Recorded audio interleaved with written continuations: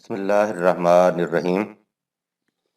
علامہ غلام احمد پرویز صاحب کی مارکات الآراء تصنیف منو یزداں، باب نمبر 11۔ من، فضل، رحمت اور انعام کے سلسلہ میں قرآن کریم نے ایک اور خصوصیت کا بھی ذکر کیا ہے جسے اس نے من کے لفظ سے تعبیر کیا ہے۔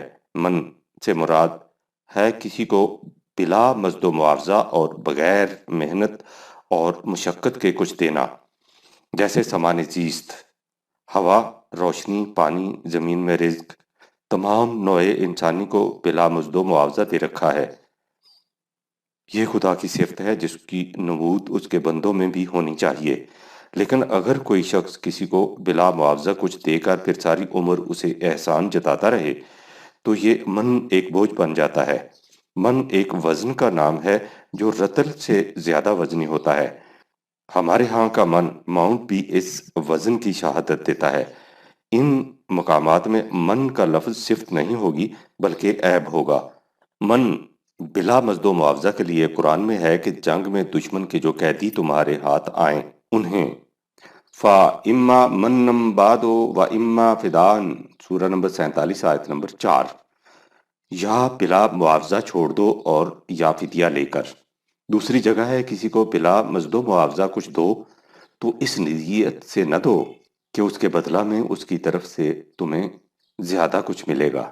وَلَا تَمْنُن تَسْتَكْثِرْ، سورہ نمبر 74 آیت نمبر 6۔ اس غرض سے بلا معاوضہ مت دو کہ اس کے بدلے میں زیادہ معاوضہ ملے گا۔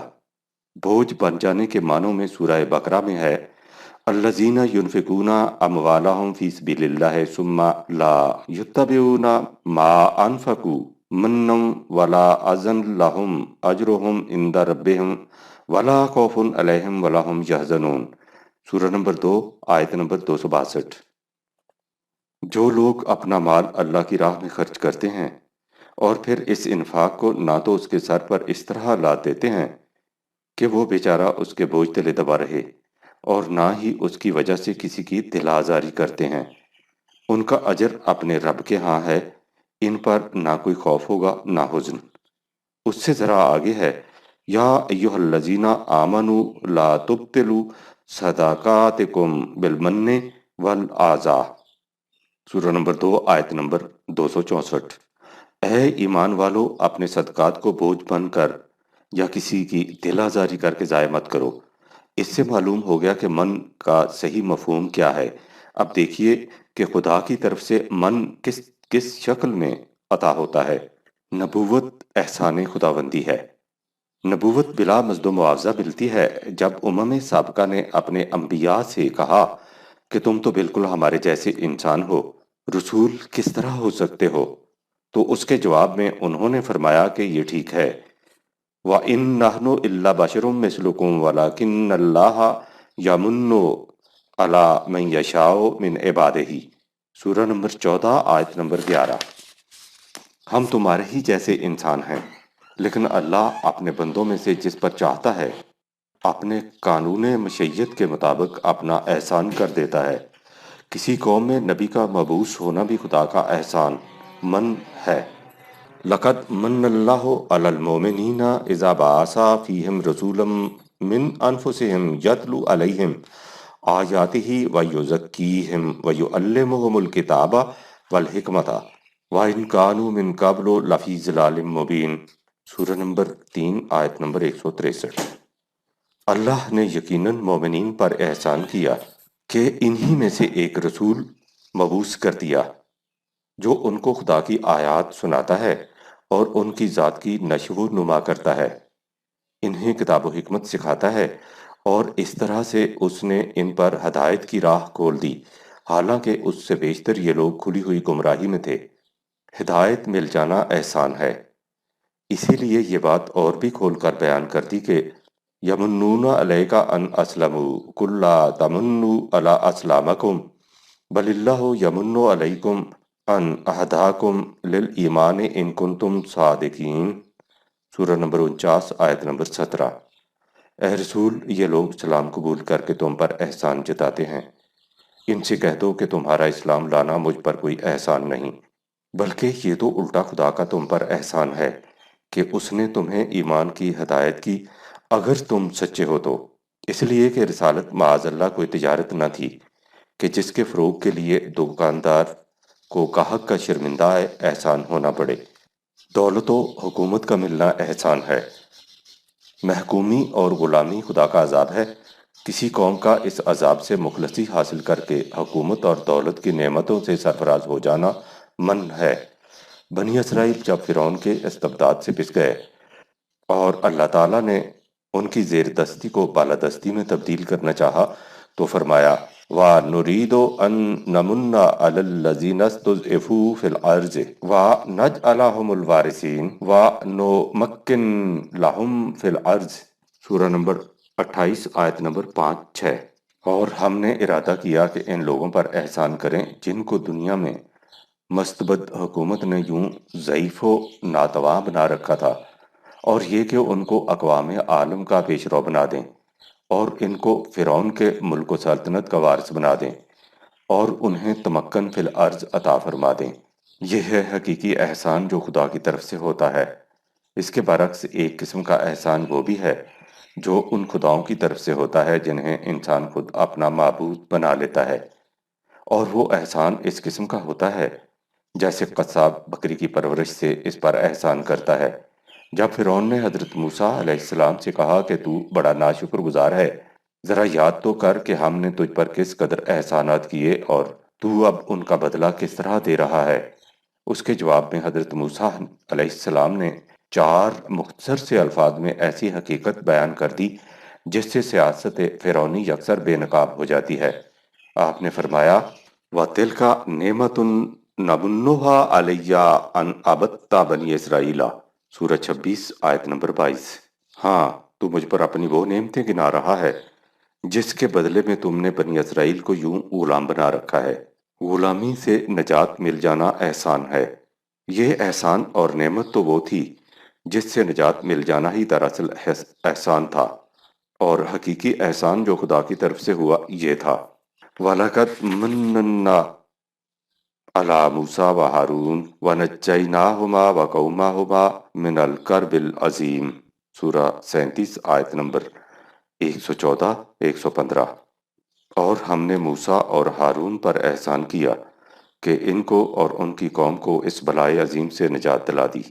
بلکہ یہ احسان تو اس وقت سے شروع ہو گیا تھا جب حضرت موسیٰ علیہ السلام کو بچپن میں فرعون کی گرفت سے بچایا گیا تھا۔ فرمایا کہ وَلَقَدْ مَنَّنَّا عَلَيْكَ مَرَّةً أُخْرَىٰ إِذْ أَوْحَيْنَا إِلَىٰ أُمِّكَ مَا يُوحَىٰ سورہ نمبر 20 آیت نمبر 37-38۔ اے موسیٰ، ہم نے تم پر اس سے بیشتر ایک اور مرتبہ احسان کیا تھا جب ہم نے تمہاری والدہ کی طرف وہ حکم بھیجا تھا جو ہم بھیجنا چاہتے تھے۔ اس کے بعد حضرت موسیٰ علیہ السلام کو دریا میں بہا دینے کا واقعہ ہے، لہٰذا کسی کے پنجائے استبداد سے یوں محفوظ رکھنا بھی خدا کا احسان ہے۔ جب کسی ظالم انسان یا ظالم قوم کو ان کے جرائم کی پاداش میں گرفتار عذاب کیا جائے تو جن لوگوں کو اس عذاب سے محفوظ رکھا جاتا ہے ان پر اللہ کا احسان ہوتا ہے۔ قارون کو جب اس کی انانیت نے گھیر لیا اور سرمایہ پرستی کا بوجھ اسے زمین میں لے کر دھنس گیا تو وہ لوگ جو اس کی دولت کو دیکھ کر کہا کرتے تھے کہ کتنا ظلم ہے کہ ہمیں یہ دولت نہ مل سکی، تو انہوں نے دوسرے دن سجدہ شکر ادا کیا اور کہا کہ لولا امن اللہ علینا لخسف بنا وَيَكَأَنَّهُ لا يفلح الکافرون سورہ نمبر 28 آیت نمبر 83۔ اگر ہم پر اللہ کا احسان نہ ہوتا تو ہم بھی یوں ہی زمین میں دھنس گئے ہوتے۔ یاد رکھو، صداقت سے انکار کرنے والوں کو کامیابی نہیں ہو سکتی۔ اب ان پر یہ راز کھل گیا کہ محض دولت کا مل جانا حقیقی کامیابی اور خوش بختی نہیں، اس کے ساتھ صحیح نظام کا ملنا بھی نہایت ضروری ہے۔ نبی اکرم صلی اللہ علیہ وسلم پر شروع میں عام طور پر غریب آدمی ایمان لائے تھے۔ اس نئے معاشرہ میں جو قانون خداوندی کے مطابق متشکل ہوا تھا، ان غریبوں کا مقام قریش کے بڑے بڑے سرداروں سے بھی بلند تھا۔ اسے دیکھ کر وہ سردار جلا اور کڑھا کرتے تھے کہ ان جلیل لوگوں کی کس قدر عزت افزائی ہو رہی ہے۔ ان کی اس کیفیت کو ان الفاظ میں بیان کیا گیا ہے: وَكَذَلِكَ فَتَنَّا بَعْضَهُم بِبَعْضٍ لِيَقُولُوا أَهَٰؤُلَاءِ مَنَّ اللَّهُ عَلَيْهِم مِّن بَيْنِنَا أَلَيْسَ اللَّهُ بِأَعْلَمَ بِالشَّاكِرِينَ۔ سورہ نمبر 6 آیت نمبر 53۔ اور ہم اس طرح بعض لوگوں کو دوسرے لوگوں کے لیے باعث مصیبت بنا دیتے ہیں کہ یہ سرداران قریش چل بن کر کہتے ہیں کہ کیا یہی لوگ ہیں جنہیں اللہ نے اپنے انعام و احسان کے لیے ہم میں سے منتخب فرمایا ہے۔ ان سے کہو کہ کیا خدا کو اس کا علم نہیں کہ کس کی مسائی مشکور ہونی چاہیے۔ ان مقامات سے واضح ہے کہ خدا کی ذات نوع انسانی کو سامان زیست اور ہدایت بلا معاوضہ دیتی ہے، اور پھر اس کی وجہ سے کسی پر کوئی احسان نہیں رکھتی۔ جس معاشرہ کے افراد کی ذات کی نشو و نما قوانین الہیہ کے قالب میں ہو جائے، اس میں ہر ضرورت مند کی ضرورت کو بلا معاوضہ دور کیا جاتا ہے، اور پھر ان پر کوئی احسان نہیں رکھا جاتا۔ ایک نشو و نما یافتہ ذات کی پہچان یہ ہے کہ وہ ضرورت مند کو بلا معاوضہ دیتی ہے، اور اس کے بدلہ کا خیال تک بھی پیدا نہیں ہوتا۔ وہ جس ضرورت مند کی ضرورت پوری کرتے ہیں ان سے واضح الفاظ میں کہہ دیتے ہیں کہ لا نرید منکم جزاء ولا شکورا۔ سورہ نمبر 76 آیت نمبر 9۔ ہم تم سے کوئی معاوضہ تو ایک طرف، شکریہ تک کے بھی مطمئنی نہیں۔ بسم اللہ الرحمن الرحیم۔ علامہ غلام احمد پرویز صاحب کی کتاب منو یزدہ، باب 12، غضب، عتاب۔ پہلے باب میں بتایا جا چکا ہے کہ صفات خداوندی میں ایسی صفات بھی ہیں جو بظاہر متضاد دکھائی دیتی ہیں، مثلا وہ رحیم بھی ہے اور قہار بھی، لیکن اگر ذرا بے نظر تعمق دیکھا جائے تو یہ بات واضح ہو جائے گی کہ ان صفات کے متضاد ہونے کا سوال ہی پیدا نہیں ہوتا۔ اگر آپ کسی مظلوم کی حمایت کرتے ہیں تو یہ چیز آپ کی رحم دلی اور ہمدردی کے جذبات کی دلیل ہوگی، لیکن مظلوم کی حمایت کے لیے ضروری ہے کہ آپ ظالم کے ہاتھ کو ظلم سے روکیں۔ اس کے لیے آپ کو اندر ضرورت سختی بھی کرنی پڑے گی۔ اس سے کہا یہ جائے گا کہ ایک طرف آپ اس قدر رحم دل ہیں اور دوسری طرف اس قدر سخت گیر، لیکن بغور دیکھنے سے معلوم ہوگا کہ دونوں صفات در حقیقت ایک ہی سکہ کے دو رخ ہیں۔ مظلوم سے ہمدردی اور ظالم کے خلاف سختی عدل کا تقاضا ہے۔ صفات خداوندی چونکہ ہر طور سے مکمل ہیں، اس لیے ضروری ہے کہ اگر وہ غفور الرحیم ہے تو اس کے ساتھ ہی شدید العقاب بھی ہے، لیکن اس کے ساتھ یہ بھی ضروری ہے کہ جس موقع پر جس صفت کے جس قدر اظہار کی ضرورت ہو، اس صفت کی اسی قدر نمود ہو۔ اس کا نام ہے صفات خداوندی کا اسماء الحسنی ہونا، یعنی ان صفات میں پورا توازن و تناسب ہونا۔ سابقہ عنوانات میں ہم دیکھ چکے ہیں کہ خدا کی صفات رحمت، انعام، فضل وغیرہ کا ظہور کس طرح ہوتا ہے۔ اب تصویر کا دوسرا رخ سامنے آتا ہے جس میں یہ دکھائی دے گا کہ اس کی دوسری قسم کی صفات مثلا غضب، لعنت وغیرہ کا اظہار کن مواقع پر ہوتا ہے۔ اس سے یہ حقیقت بھی سامنے آ جائے گی کہ جس انسان کی ذات کی نشو و نما ہوگی اس سے بھی اس قسم کی بظاہر متضاد صفات کا ظہور ہوگا۔ ایسے افراد ایک طرف رحماء بینہم ہوں گے تو دوسری طرف اشداء علی الکفار بھی ہوں گے، لیکن یہ صفات ہوں گی ٹھیک ٹھیک توازن لیے ہوئے۔ اسی سے خود اس فرد کی ذات متوازن ہوگی جسے بیلنسڈ پرسنالٹی کہا جاتا ہے، اور جو قوم ایسے افراد پر مشتمل ہوگی اس قوم کا معاشرہ بھی توازن بدوش اور امن عالم کا ضامن ہوگا۔ پہلے خدا کی صفت غضب کے متعلق دیکھیے۔ ہمارے ہاں عام طور پر غضب کے معنی غصہ کے لیے جاتے ہیں، اور جب غصہ کا لفظ بولا جاتا ہے تو ذہن فوراً ایک ایسے جذبہ کی طرف منتقل ہو جاتا ہے جس کے ماتحت انسان اپنے عقلی توازن کو کھو کر آتش در پیرہن ہو جاتا ہے، اور اس دیوانگی کے عالم میں وہ کچھ کر بیٹھتا ہے جس پر اسے بعد میں خود ہی نادم ہونا پڑتا ہے۔ لیکن جب یہ لفظ خدا کی طرف منسوب کیا جائے گا تو اس کے معنی غصہ کے نہیں ہوں گے، بلکہ یہ غضب دراصل مکافات عمل ہی کا دوسرا نام ہے۔ غضب کا مفہوم، اس سے مقصود جرائم کی پاداش ہے۔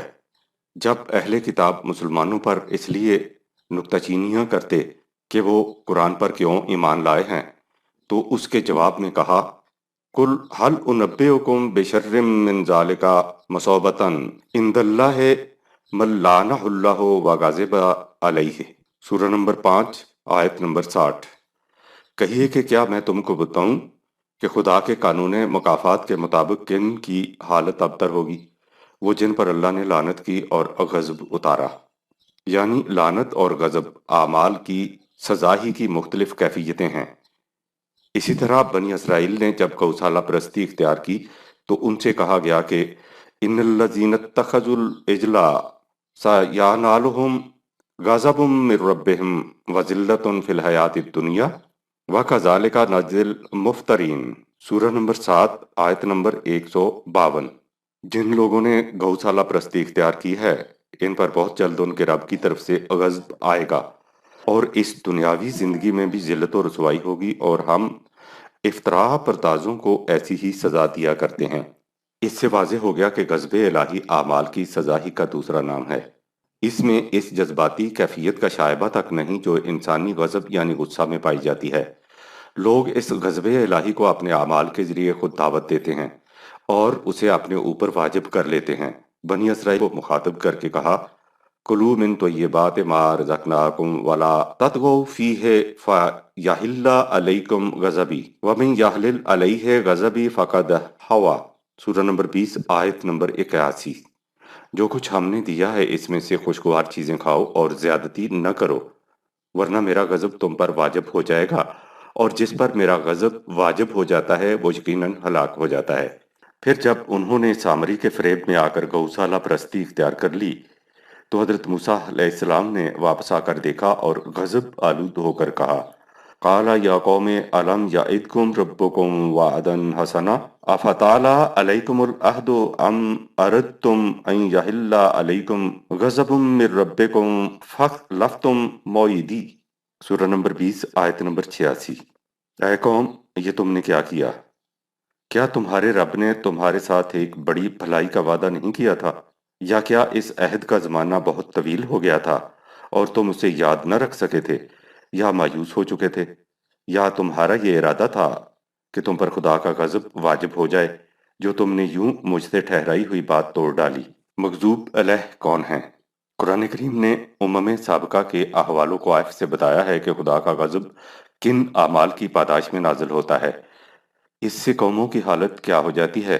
جب قوم عاد کو حضرت ہود علیہ السلام نے خدائے واحد کی عبودیت کی طرف دعوت دی تو انہوں نے اپنی سرکشی سے اس دعوت کو ٹھکرا دیا اور کہنے لگے کہ ہمارے لیے تو وہی روش ٹھیک ہے جس پر ہمارے آباء و اجداد چلتے آئے ہیں۔ اس پر حضرت ہود علیہ السلام نے کہا قد وقع علیکم من ربکم رجس و غضب، سورہ نمبر 7 آیت نمبر 71۔ بس اب تمہارے اوپر تمہارے رب کی طرف سے عذاب اور غضب آیا ہی چاہتا ہے، اور یہ غضب اس انداز سے آیا کہ وَقَطَعْنَا دَابِرَ الَّذِينَ كَذَّبُوا بِآيَاتِنَا، سورہ 7 آیت نمبر 72۔ اس قوم کی جڑیں تک کاٹ دی گئیں۔ قوموں کی جڑیں کیسے کٹتی ہیں؟ جب ان پر خدا کے غضب کی مار پڑتی ہے تو ان کی کیا حالت ہو جاتی ہے؟ اس کے متعلق قرآن کریم نے کھلے کھلے الفاظ میں بتا دیا ہے تاکہ ہر ایک قوم خود دیکھ لے کہ وہ مغضوب علیہ لوگوں میں سے تو نہیں۔ مثلا جب بنی اسرائیل کے اجتماعی جرائم انتہا سے بڑھ گئے اور ان کی اصلاح احوال کی کوئی صورت باقی نہ رہی اور ان کے اعمال کے ظہور نتائج کا وقت آ گیا تو ان کے متعلق کہا گیا کہ ضربت علیہم الذلۃ اینما ثقفوا الا بحبل من اللہ وحبل من الناس وباؤوا بغضب من اللہ وضربت علیہم المسکنہ، سورہ نمبر 3 آیت نمبر 111۔ جہاں کہیں بھی یہ پائے گئے ان پر ذلت کی مار پڑی، اللہ یہ کہ خدا کے عہد سے یا انسانوں کے عہد سے کہیں پناہ مل گئی ہو اور خدا کا غضب ان پر چھا گیا اور محتاجی اور بدحالی میں گرفتار ہو گئے۔ انکار قرآن سے غضب خداوندی۔ نزول قرآن کے بعد یہ غضب انکار قرآن کی وجہ سے نازل ہوتا ہے، اس لیے کہ وہ راستہ جس پر چل کر انسان منزل مقصود تک پہنچ سکتا ہے صرف قرآن کے اتباع سے مل سکتا ہے، اس کے سوا خدا کی رہنمائی اور کہیں نہیں۔ سو جو لوگ اس رہنمائی کو چھوڑ کر دوسری راہیں اختیار کریں گے وہ یقیناً تباہی اور بربادی کی طرف جائیں گے۔ اس کا نام غضب خداوندی ہے۔ انہی لوگوں کے متعلق کہا ہے کہ بیسا مشترو بہی انفسہم ان یکفروا بما انزل اللہ بغیا ان ینزل اللہ من فضلہ علی من یشاء من عبادہ فباؤوا بغضب علی غضب وللکافرین عذاب مہین۔ سورہ نمبر 2 آیت نمبر 90۔ جس چیز کے عوض انہوں نے اپنے آپ کو بیچ ڈالا ہے وہ کیا ہی بری ہے، یعنی یہ کہ وہ اللہ کی بھیجی ہوئی رہنمائی کا انکار کرتے ہیں، محض اس ضد کی بنا پر کہ اللہ نے اپنے بندوں میں سے جس پر اس نے چاہا اپنا فضل کیوں کر دیا ہے، ان کی نسل و جماعت میں نبوت کیوں نہیں آئی، پس یہ لوگ غضب بالائے غضب کے مستحق ہو گئے، اور ایسے انکار کرنے والوں کے لیے ذلت آمیز عذاب ہے۔ اس لیے کہ قرآن سے انکار کرنا در حقیقت خدا سے اس بات پر جھگڑنا ہے کہ اس نے صرف اسی راستے کو صراط مستقیم کیوں قرار دیا ہے جو قرآن کے اندر محفوظ ہے۔ اب ظاہر ہے کہ ان لوگوں کی اس قسم کی روش کا نتیجہ وہی ہوگا جو صداقت اور حقیقت کی مخالفت کرنے والوں کا ہوتا ہے۔ انہی کے متعلق کہا ہے کہ والذین یحاجون فی اللہ من بعد ما استجیب لہ حجتہم واضحۃ عند ربہم وعلیہم غضب ولہم عذاب شدید۔ سورہ نمبر 42 آیت نمبر 16۔ اور جو لوگ اللہ کے بارے میں جھگڑے نکالتے ہیں بات اس کے کہ اس کو مومنین نے تسلیم کر لیا ہے، ان کی حجت دلیل ان کے رب کے نزدیک باطل ہے، اور ان پر غضب واقع ہونے والا ہے اور ان کے لیے سخت عذاب ہے۔ مغضوب علیہم نہی عن المنکر کے فریضہ سے غافل ہو جاتے ہیں۔ غضب الہی کی مستوجب قوم کی حالت یہ ہوتی ہے کہ وہ ایک دوسرے کو دیکھتے ہیں کہ وہ برائیوں میں مبتلا ہیں، لیکن کوئی کسی کو اس سے منع نہیں کرتا۔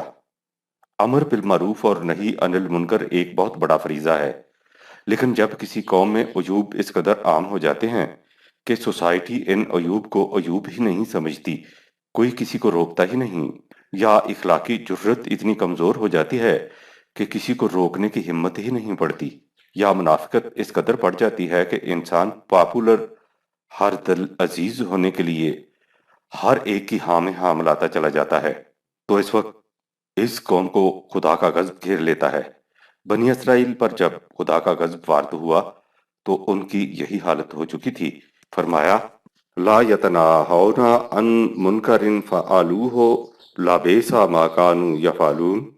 سورہ نمبر 5 آیت نمبر 78۔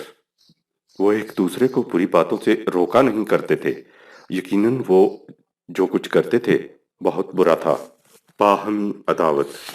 اتنا ہی نہیں بلکہ اس قوم میں باہمی عداوت پیدا ہو جاتی ہے، وہ ایک دوسرے کے خون کے پیاسے ہو جاتے ہیں، باہمی مخالفتوں میں جنگوں کے تال پر اتراتے ہیں۔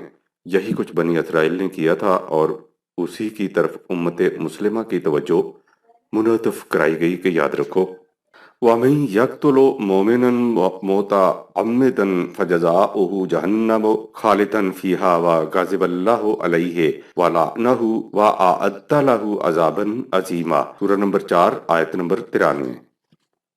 جو شخص کسی مومن کو ارادتاً قتل کر ڈالے تو اس کی سزا جہنم ہوگی، جس میں وہ ہمیشہ ہمیشہ رہے گا، اور اس پر اللہ کا غضب اور اس کی لعنت ہوگی، اور اس کے لیے خدا نے بڑا سخت عذاب تیار کر رکھا ہے۔ میدان جنگ سے بھاگ جانا صرف باہمدگر متحد اور متفق ہونا ہی کافی نہیں، بلکہ دشمن کے مقابلہ میں ثابت قدم اور مستقل مزاج رہنا بھی نہایت ضروری ہے۔ جو قوم میدان جنگ میں حوصلہ ہار کر بھاگ اٹھتی ہے اسے غضب خداوندی چاروں طرف سے گھیر لیتا ہے۔ اسی بنا پر جماعت مومنین سے کہا گیا ہے کہ یا ایہا الذین آمنوا اذا لقیتم الذین کفروا زحفا فلا تولوہم الادبار ومن یولہم یومئذ دبرہ الا متحرفا لقتال او متحیزا الی فئۃ فقد باء بغضب من اللہ ومأواہ جہنم وبئس المصیر۔ سورہ نمبر 8 آیت نمبر 15-16۔ اے ایمان والو، جب تم کفار سے مد مقابل ہو جاؤ تو ان سے پیٹھ نہ پھیرنا، اور جو شخص ان سے پیٹھ پھیر گیا سوائے اس کے جو لڑائی کے لیے پینترا بدلے یا اپنی جماعت کی طرف پناہ لینے آئے تو وہ اللہ کے غضب کا مستحق ہو جائے گا، اور اس کا ٹھکانہ جہنم ہوگا، اور وہ بہت بری جگہ ہے رہنے کی۔ اس لیے کہ ایسے وقت میں ان کی بزدلی کی وجہ سے قوم کا غیروں کی غلامی کی لعنت میں گرفتار ہو جانے کا اندیشہ ہوتا ہے، اور محکومیت اور غلامی خدا کا بہت بڑا غضب ہے۔ چنانچہ جب مومنین کو فتح مکہ کی بشارت دی گئی تو مکہ کے وہ منافق اور مشرک جو محکوم بننے والے تھے، ان کے متعلق کہا کہ غلامی خدا کا غضب ہے، ان پر اللہ کا غضب نازل ہونے والا ہے، یعنی ان کے اعمال کی وجہ سے ان پر ذلت و خواری مسلط ہونے والی ہے۔ مغضوب علیہ کی دوستی۔ خود غضب الہی میں گرفتار ہونا تو ایک طرف، مغضوب علیہ کی دوستی بھی خطرناک ہے، اس لیے کہ جس طرح کوڑی کے قریب جانے سے اس کے جراثیم سے متاثر ہو جانے کا اندیشہ ہوتا ہے، اسی طرح ان لوگوں کی دوستی سے جن پر خدا کا غضب نازل ہو چکا ہو، انسان کا قلب و دماغ ان کے متعدی امراض قبول کر لینے پر آمادہ ہو جاتا ہے، اور دلوں کے وہ پاکیزہ و طیب کاشانے جو خدا کی رحمتوں کے محبت بننے کے لائق تھے، وہ سیدھا اور خبیث ہڈیوں کے قبرستان بن جاتے ہیں جن پر گرد مڈلائیں اور بوم چیخیں۔ فرمایا، یا ایہا الذین آمنوا لا تتولوا قوما غضب اللہ علیہم، سورہ 6 آیت نمبر 13۔ اے ایمان والو، ان لوگوں سے دوستی نہ رکھو جن پر اللہ کا غضب ہو چکا ہو، سورہ 58 آیت 14۔ ارتداد، یہ تو تھا مغضوب علیہم اور کفار کی دوستی کے متعلق، لیکن جو ایک مرتبہ صحیح راستے پر چلنے کے بعد اسے چھوڑ دے اور غلط راہیں اختیار کر لے، اس کا انجام بالکل واضح ہے۔ ان کے متعلق سورہ نحل میں ہے، من کفر باللہ من بعد ایمانہ الا من اکرہ وقلبہ مطمئن بالایمان ولکن من شرح بالکفر صدرا فعلیہ غضب من اللہ ولہم عذاب عظیم، سورہ نمبر 16 آیت نمبر 106۔ اور جو شخص ایمان لانے کے بعد اللہ سے منکر ہوا اور اس کا دل اس انکار پر رضامند ہو گیا، تو ایسے لوگوں پر اللہ کا غضب ہے اور ان کے لیے بہت بڑا عذاب ہے۔ مگر جو کوئی کفر کے کسی کام پر مجبور کیا جائے اور اس کا دل اندر سے ایمان پر مطمئن ہو، تو ایسے لوگوں سے مواخذہ نہیں۔ عام طور پر یہی سمجھا جاتا ہے کہ ایمان کے بعد کفر وہی اختیار کرتا ہے، یعنی مرتد وہی ہوتا ہے جو علل اعلان اسلام کو چھوڑ کر کوئی دوسرا مذہب اختیار کر لے۔ بے شک یہ ارتداد ہے، لیکن ارتداد صرف اسی کا نام نہیں، بلکہ قرآن کریم ایسی شکلیں بھی بتاتا ہے جہاں ایک شخص مسلمان کہلاتے ہوئے بھی مشرک ہو جاتا ہے۔ اس کی تفصیل آپ کو ایمان و شرک کے عنوان میں ملے گی۔ اس جگہ صرف اتنا اشارہ کافی ہوگا کہ ہم اس خوش فہمی میں نہ رہیں کہ چونکہ ہم اپنے آپ کو مسلمان کہتے ہیں اس لیے ہم پر خدا کا غضب وارد نہیں ہو سکتا، خواہ ہم کچھ ہی کیوں نہ کریں، کیونکہ غضب کے مورد وہی ہوتے ہیں جو اس مذہب کو چھوڑ کر کوئی دوسرا مذہب اختیار کر لیتے ہیں۔ یاد رکھیے، مومن وہی ہوتا ہے جو اپنی پوری زندگی قوانین خداوندی کے عین مطابق بسر کرے۔ اس قسم کی زندگی کا نتیجہ ایسا واضح اور بین ہوتا ہے کہ ان لوگوں میں اور ان میں جو دوسری روش اختیار کرتے ہیں، تمیز کرنا کچھ بھی مشکل نہیں ہوتا۔ کون نہیں جانتا کہ زندگی کی خوشگواریاں کیا ہوتی ہیں اور بدحالیاں کیا؟ مومن اور مغضوب علیہ کی زندگی یکساں نہیں ہو سکتی، اسی لیے کہا کہ ان دونوں کی زندگی کبھی ایک جیسی نہیں ہو سکتی۔ افمن تبع رضوان اللہ کمن باء بسخط من اللہ ومأواہم جہنم وبئس المصیر، سورہ نمبر 3 آیت 161۔ کیا وہ جو قوانین خداوندی سے ہم آہنگی کی زندگی بسر کرتا ہو اس کی طرح ہو سکتا ہے جس پر اللہ کا غضب آ چکا ہو اور اس کا ٹھکانہ جہنم ہو، جو بہت بری جگہ ہے؟ جب دونوں ایک جیسے نہیں ہو سکتے تو اس بات کے جانچنے میں بھی مشکل نہیں رہتی کہ کون صحیح معنوں میں مومن ہے اور کس پر خدا کا غضب ہے، کون منعم علیہ ہے اور کون مغضوب علیہ، کون صراط مستقیم پر ہے اور کون راہ گم کردہ۔ مومن کی زندگی امتیازی زندگی ہوتی ہے۔ ہم ہر روز نماز کی ہر رکعت میں دعائیں مانگتے ہیں کہ اے اللہ، ہم کہیں ان لوگوں کی روش زندگی پر گامزن نہ ہو جائیں جو تیرے غضب و عذاب کے مستوجب قرار پائے، لیکن کبھی اس پر غور نہیں کرتے کہ کیا ہماری زندگی ان لوگوں کی سی ہے جو اللہ کے انعام و افضال سے سرفراز کیے گئے، یا ان کی سی جو اس کے غضب میں گرفتار ہوئے۔ قرآن کریم نے دونوں قسم کی زندگیوں کے امتیازی خط و خال اس صراحت سے بیان کر دیے ہیں کہ دونوں ہی میں تمیز کرنا کچھ مشکل نہیں، لہٰذا اس بات کا متعین کرنا بھی مشکل نہیں کہ ہماری زندگی منعم علیہ قوم کی زندگی ہے یا مغضوب علیہ کی۔ زندگی بسر کرنا مغضوب علیہ قوم جیسی اور آرزو رکھنا منعم علیہ قوم کی سرفرازیوں اور خوشگواریوں کی، اگر خود فریبی نہیں تو اور کیا ہے۔ ایسی ہی دعائیں ہیں جو دعا کرنے والے کے منہ پر لوٹا کر مار دی جاتی ہیں۔ تصریحات بالا سے یہ حقیقت ہمارے سامنے آ جاتی ہے کہ جس قوم کے افراد کی ذات کی نشو و نما ہو چکی ہوگی، یعنی اس میں صفات خداوندی کے نمود ہو رہی ہوگی، نمبر ایک، اس قوم کی زندگی ان جیسی کبھی نہیں ہوگی جن پر خدا کا غضب وارد ہو چکا ہو، اور نمبر دو، وہ قوم اتنی قوتوں کی مالک ہوگی کہ غلط روش پر چلنے والی قوموں کے اعمال کے تباہ کن نتائج مشہود طور پر ان کے سامنے لا سکے، یعنی انہیں ان کے جرائم کی سزا دے سکے، اور اس طرح دنیا میں نظام عدل و انصاف عملاً قائم کر کے دکھا دے۔ اسی کا نام حکومت خداوندی کا قیام ہے، اور یہی نظام امن عامہ کا کفیل ہے۔